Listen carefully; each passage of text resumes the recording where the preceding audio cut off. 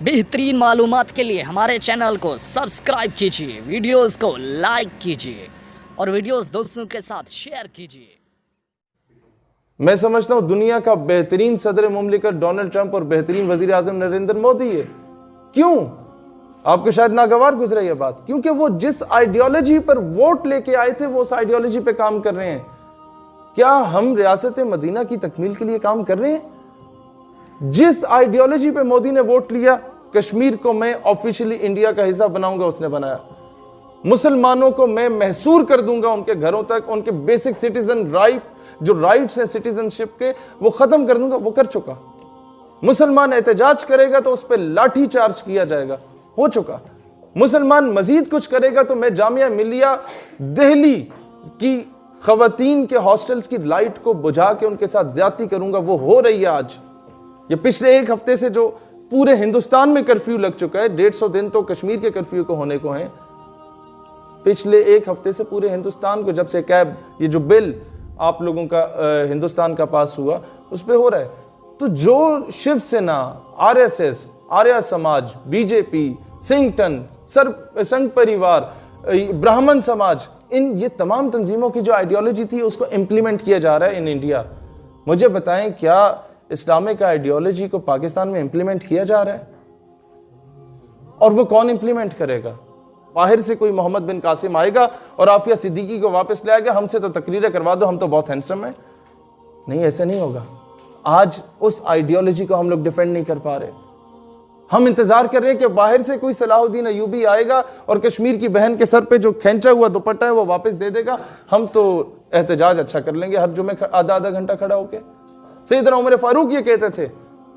फिर यहां तक कि जब वो नया कुर्ता उन्होंने पहना तो एक मुक्तदी ने उठ के पूछ लिया कि सैयदना उमर ये नया कुर्ता कहां से आया? तो उन्होंने ये नहीं कहा तुम नहीं जानते मैं इतने लाख मुरब्बा मील का हाकिम वक्त हूं, मैं अमीरुल मोमिनीन खलीफतुल मुस्लिमीन हूं। नहीं, उन्होंने जवाब दिया कि यहां से आए, इतनी बचत की।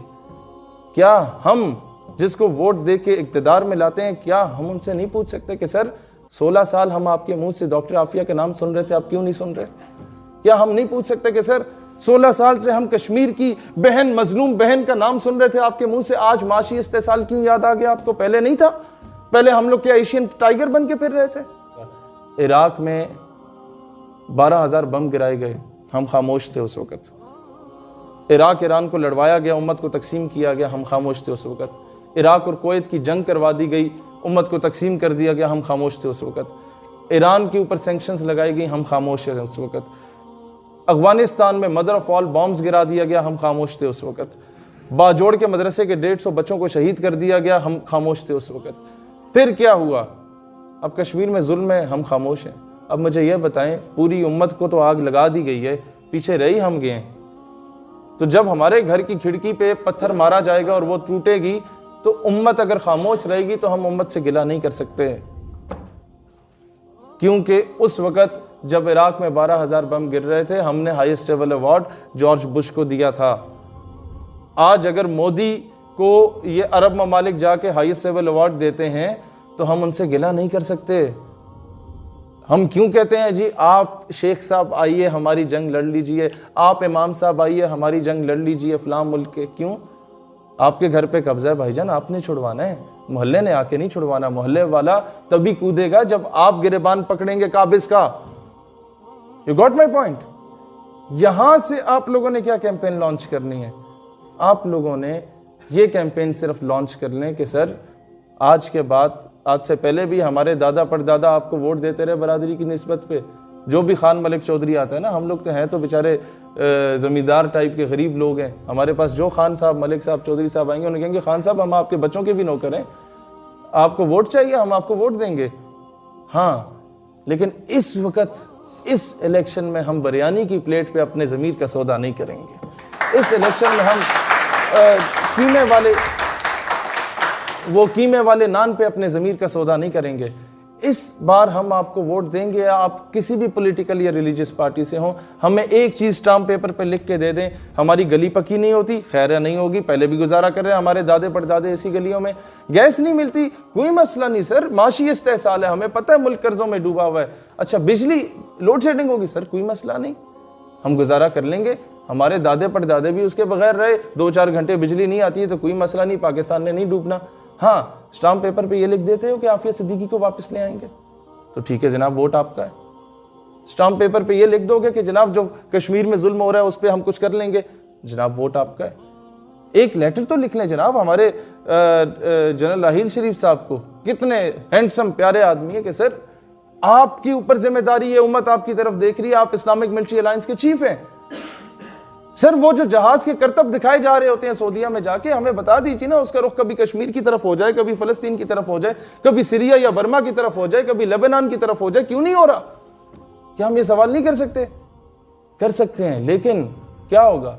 अगले दिन ये होगा कि बड़े बड़े आर्टिकल लिखे जाएंगे, शहीर सियालवी गद्दार वतन हो गया, शहीर सियालवी रॉ का एजेंट हो गया, ये तो एनडीएस पेड है, इसे तो सीआईए पेड कर रही है, ये तो इदारों से लड़वा रहा है, इदारों से नहीं लड़वा रहा।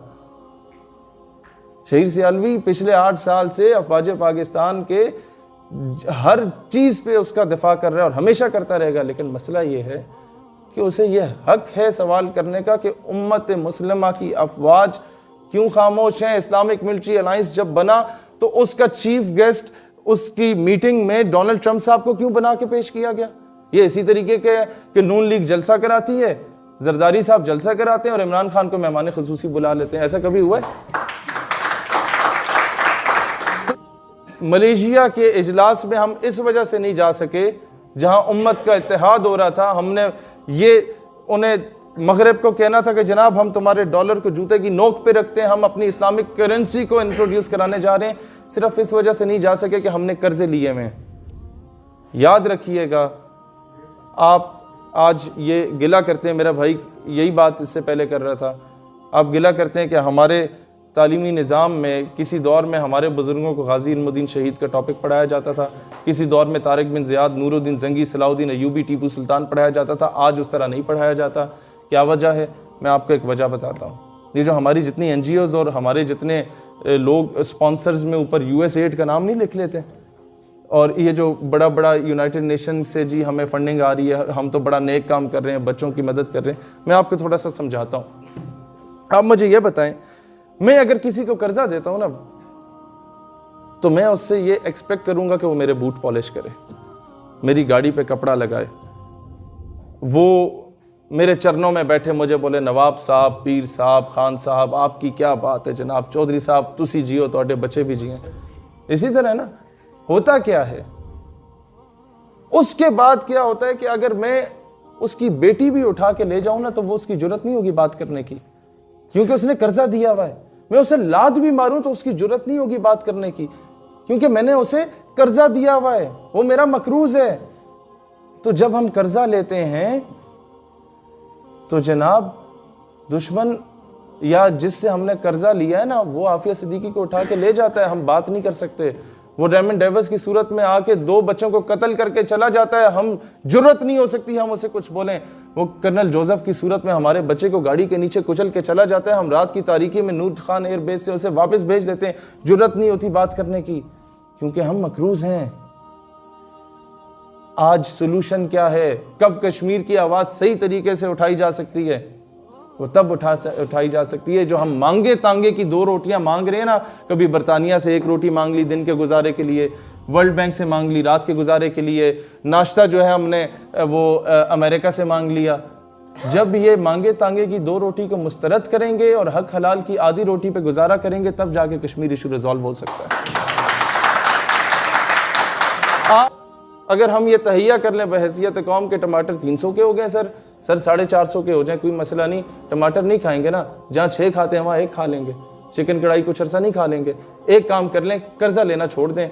हम मजीद बेगैरती नहीं कर सकते, हमारी बहन की इज्जत लूट रही है, लूटी जा रही है और हम जाके कर्जे ले रहे हैं। सर इस तरह काम हमसे नहीं होगा, इस तरीके से हम पाकिस्तान नहीं चलाना चाहते। तब जाके वो उस बहन का हक अदा होगा। मैं ज़्यादा ताखीर हो जाए मुझे बताइएगा, जिस दिन हम ये फैसला करेंगे तब जाके उस बहन का हक अदा होगा जो उस वक़्त at the time of partition अपने बूढ़े बाप के साथ आ रही थी, वो जवान बेटी, और उसके बच्ची को रोक दिया गया, उसके बाप के सामने उसके साथ ज्यादती की गई और बाप को जकड़ लिया गया रस्सियों में, और बच्ची को जब काट के उसके बाप की गोद में फेंका गया तो वो आखिरी जुमले कह रही थी कि अब्बा पाकिस्तान को मेरा सलाम कहिएगा। उसके सलाम का वालेकुम अस्सलाम उस वक़्त होगा जब हम कर्ज़े लेना छोड़ देंगे और गैरत और हमीयत के साथ दुनिया में जीना शुरू कर देंगे। उस वक़्त उस माँ का कर्ज पूरा होगा जिसने अपनी जवान बेटी को कुएं में छलांग लगवा दी थी, उन काबिज बदबख्तों से बचने के लिए, अपनी इज्जत बचाने के लिए। At the time of partition जब हम ये फैसला करेंगे कि आज के बाद हमने अपनी फॉरेन पॉलिसी आज़ाद रखनी है, किसी के कहने पे हमने अपने ट्रिप्स कैंसिल नहीं करने, किसी के कहने पे हमने अफगानिस्तान का रास्ता नहीं देना कि जाके मेरे भाई की दाढ़ी नोचो और मेरी बहन की इज्जत को पामाल करो, किसी के कहने पे हमने अपने बरादर मुस्लिम ममालिक के साथ हालात ख़राब नहीं करने, किसी के कहने पे हमने पाकिस्तान को सुन्नी शिया फसाद के अंदर धकेलना नहीं है, किसी के कहने पे हमने पाकिस्तान को यहाँ पर हर गली कूचे में, हर चेक पोस्ट पे पठान को रोक के नहीं पूछना कि यार कहाँ से आ रहे हो, कहाँ जा रहे हो। हमने उनको सीने से लगाना है, हमने उनकी इज्जत करनी है, तब जाके पाकिस्तान मुस्तहकम होगा। सिटिंग मिनिस्टर मौजूद थे, उनके सामने कहा था कि सर मैं नहीं कहता कि आप अमेरिका, भारत या इनके साथ जो है ना बिल्कुल ही कता ताल्लुक हो जाएं। अगर आप अमेरिका को भाई बनाना चाहते हैं तो भाई बनाएं, बाप ना बनाएं। There is hell lot of a difference between भाई एंड बाप। बराबरी की सतह में जीना सीखें। एंड मैं चेयरमैन कश्मीर कमेटी और इन सब को बिठा के कहा कि सर इस वक्त गैरत का ये तकाजा है कि जहाँ इतना जुल्म हो रहा है वहाँ हमें प्रैक्टिकली कुछ करना होगा। तो एक मौसूफ गालिबन MNA थे, उन्होंने कहा कि बेटा आप शायद बहुत ज़्यादा समझदार हैं। तंज़िया उन्होंने कहा, इसी बात पे मैं एंड करूँगा अपनी तकरीर का।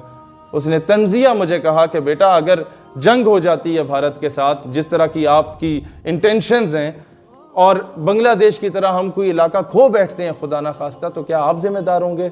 मैंने कहा जी सर मैं ज़िम्मेदार हूँगा, क्योंकि आज से 200 साल के बाद जब मौरिख तारीख़ लिखेगा ना, तो वो ये ज़रूर लिखेगा कि पाकिस्तानी जो थे वो हारे हुए लश्कर में थे, लेकिन वो ये कभी नहीं लिखेगा कि पाकिस्तानी बुज़दिल और बेगैरत हो चुके थे। और फिर ये बात याद रखिएगा, आखिरी जुमला, कई गवर्नमेंटल मैंने ज़िम्मेदारान को देखा ये कहते हुए कि जनाब कश्मीर में मैदान करबला बरपा है, तो मैंने उनसे वजाहत तलब की कि यानी कश्मीरी हुसैनी हैं? कहते हैं जी। मैंने कहा भारतीय फ़ौज? कहता है यजीदी है। मैंने कहा मुझे ना बताओ भारतीय फ़ौज यजीदी है और कश्मीरी हुसैनी है, मुझे बताओ कूफे वाला कौन है? समझदार के लिए इशारा काफ़ी है। खामोश उम्मत हमेशा कूफे का किरदार अदा करती है।